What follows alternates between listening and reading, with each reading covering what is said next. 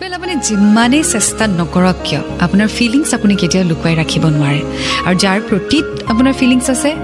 সেই ব্যক্তিজনৰ পৰাটো আৰু লুকুৱাব নোৱাৰে So never try to hide your feelings. I'm not just talking about love. Here যিকোনো ধৰণৰ ফিলিংছ হ'ব পাৰে বেয়া পোৱা ভাল পোৱা হাৰ্ট হোৱা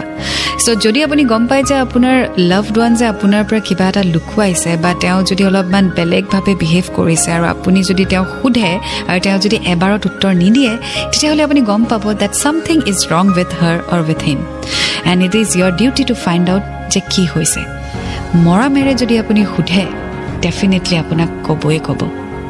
সো সেই কাৰণে যিমানে আপুনি চেষ্টা নকৰক কিয় আপুনি আপোনাৰ ফিলিংছ লাভড ওৱানছৰ পৰা কেতিয়াও লুকুৱাব নোৱাৰে so no matter what express yourself যিয়ে পৰিস্থিতি নহওক যিয়ে নহওক এক্সপ্ৰেছ কৰক যাক ভাল পায় তাৰ আগত এক্সপ্ৰেছ কৰক চাব মনটো কিমান